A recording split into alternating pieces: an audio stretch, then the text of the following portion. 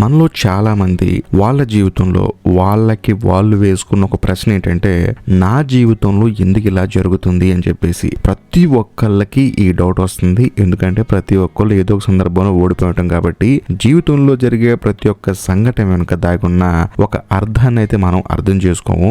మనం వెంటనే అర్థం చేసుకోలేం కూడా. ఎందుకంటే ఏది జరిగినా మన మంచికే అనే మాట ప్రతి ఒక్కళ్ళ జీవితంలో చాలా అవసరమైన మాట, గుర్తుపెట్టుకోవాల్సిన మాట. మరీ ముఖ్యంగా మనం ఓడిపోయినప్పుడు ఇలాంటి మాట మనకి చాలా అవసరం. సో నేనేమంటానంటే, మనందరం చదువుకుంటాము, ప్రతి ఒక్కరు పరీక్ష రాస్తాము. అలా అని చెప్పేసి పరీక్ష రాసిన ప్రతి ఒక్కరు పాస్ అవ్వాలని లేదు. మీరు అర్థం చేసుకోవాల్సిన ఇంకో ముఖ్యమైన విషయం ఏంటంటే, జీవితంలో సక్సెస్ఫుల్ గా ఉన్న వాళ్ళు చాలా మంది వాళ్ళు రాసిన పరీక్షలో ఫెయిల్ అయిన వాళ్ళే. వాళ్ళు ఫెయిల్ అయిన తర్వాతే వాళ్ళలో ఉన్న వాళ్ళ ఒరిజినల్ టాలెంట్ ని ఫైండ్ అవుట్ చేస్తారు. ఆ తర్వాత దాని మీద వర్క్ చేయడం స్టార్ట్ చేస్తారు. వాళ్ళ స్కిల్ ని వాళ్ళు ఇంప్రూవ్ చేసుకుంటారు. అందులో వాళ్ళు ఖచ్చితంగా విజయం సాధించి తీరుతారు. ఎందుకంటే పరీక్ష అనేది ఈ సమాజం మనకు పెట్టే ఒక టెస్ట్ లాంటిది. ఇక్కడ చాలా మంది వాళ్ళకి ఇష్టపూర్వకంగా చదువుకోరు. అలాగే చాలా మంది వాళ్ళ జీవితంలో వాళ్ళ ఇష్టపూర్వకంగా చాలా పనులు చేయరు. ఈ సమాజం ఒత్తిడి వల్ల అవ్వచ్చు, నువ్వేంట్రా నీ సంగతి ఏంటని చెప్పేసి అంటం వల్ల అవ్వచ్చు, సర్లే మనకి ఇది ఇంట్రెస్ట్ ఏమో అని చెప్పేసి మిమ్మల్ని మీరు మోసం చేసుకొని మీరు ఆ పనిలో సెట్ అవటం వల్ల అవ్వచ్చు. కాబట్టి నేనేమంటానంటే, ఫస్ట్ ఒక దాంట్లో మనం ఫెయిల్ అయితేనే అసలు మనం ఎందులో ఉండాలి, ఎందులో ఉండకూడదు, మనకి ఏం వచ్చు ఏం రాదు అని చెప్పేసి ప్రాపర్ క్లారిటీ వస్తుంది. ఫెయిల్ అయినంత మాత్రానే జీవితం అక్కడతో ఆగిపోదు. నిజం చెప్పాలంటే అక్కడి నుంచే మన కొత్త జీవితం స్టార్ట్ అవుతుంది. ఇక్కడ చాలా మందికి అర్థం కాని ఇంకో విషయం ఏంటంటే, అసలు కష్టాలు ఎందుకు వస్తాయి? కష్టాలు మనల్ని భవిష్యత్తులో ఒక పటిష్టమైన వ్యక్తిగా మార్చడానికి మాత్రమే వస్తాయి.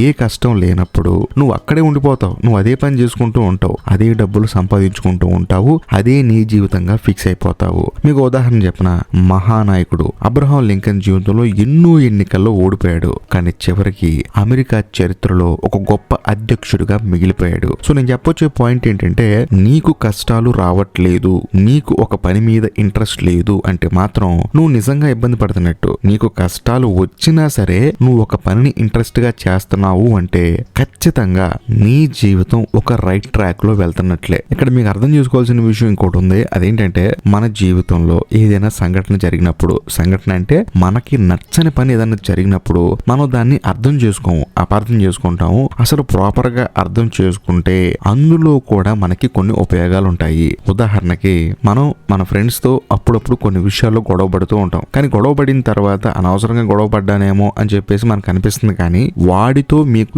ఏ టాపిక్ మీద గొడవ అయింది, వాడు కంటిన్యూస్ గా ఎలాంటి టాపిక్లు మాట్లాడుతున్నాడు అని మీరు ప్రాపర్ గా అనాలిసిస్ చేసుకుంటే వాడితో గొడవ పెట్టుకుని విడిపోవడమే బెటర్. ఎందుకంటే ఇప్పటికి కూడా నిబ్బాల్లాగా, ఇప్పటికి కూడా సినిమా యాక్టర్ల కోసం, ఇప్పటికి కూడా పొలిటీషియన్స్ కోసం, ఇప్పటికి కూడా ఒక పాయింట్ మీద మీకు మీ ఫ్రెండ్స్ కి అసలు ఉపయోగం లేని టాపిక్ మీద గంటలు గంటలు మాట్లాడుకోవటం వల్ల ఎవరికి ఉపయోగం చెప్పండి? గట్టిగా మాట్లాడితే ఎవ్వడికి ఉపయోగం లేదు. మీకు అసలు లేదనుకోండి, అలాంటి టాపిక్లు కంటిన్యూస్ గా మీ మధ్యలో వస్తున్నప్పుడు, మీ మధ్యలో అలాంటి టాపిక్లు తీసుకొస్తున్నప్పుడు అలాంటి ఫ్రెండ్ని కట్ చేయటం 100% కరెక్టే. మీరు కొంచెం ప్రాక్టికల్ గా ఆలోచిస్తే వాడనేవాడు మీ జీవితంలో ఉన్నా లేకపోతే మీరే వాళ్ళ బిహేవ్ చేస్తున్నా సరే మీరు వాడిని వదిలేయటం బెటర్. ఎందుకంటే వాడికన్నా మంచి జరుగుతుంది, లేదా మీకన్నా మంచి జరుగుతుంది. మనలో చాలా మంది పరిస్థితులను మార్చలేము అనుకుంటారు. కానీ మన మైండ్ సెట్ ని మార్చుకుంటే మన జీవితంలో ఉన్న కఠినమైన పరిస్థితులను కూడా మనం చాలా ఈజీగా మార్చేయచ్చు. అంత పెద్ద కష్టమైన పని ఏం కాదని చెప్పేసి మీకు అనిపిస్తుంది. కాబట్టి నేనేమంటానంటే,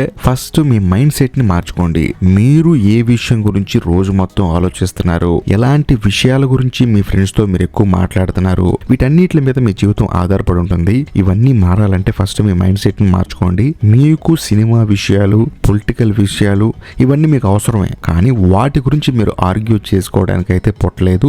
అలా ఆర్గ్యూ చేసి జీవితంలో సక్సెస్ అయిన వాడు ఇప్పటి వరకు లేడు. కాబట్టి నేనేమంటానంటే, దేన్నైనా సరే మీ జీవితంలో ఒక లిమిట్ లో పెట్టండి. దాన్ని మీ మైండ్ లోకి తీసుకొచ్చి దాని గురించి థింక్ చేసి మీ అమూల్యమైన సమయాన్ని వృధా చేసుకోమాకండి. అలా చేసుకోవటం వల్ల మీ పరిస్థితులు ఇంకొంచెం కఠినంగా కఠినంగా మారతాయి. కాబట్టి మైండ్ సెట్ మార్చుకుంటే ఎటువంటి పరిస్థితుల్లోనైనా సరే మీరు ఎదుర్కొనేలా ఉంటారు. లాస్ట్ అండ్ ఫైనల్ గా ఒక విషయం చెప్తాను, గుర్తుపెట్టుకోండి. జరిగిపోయిన గతం గురించి ఆలోచిస్తూ అక్కడే ఉండిపోమాకండి.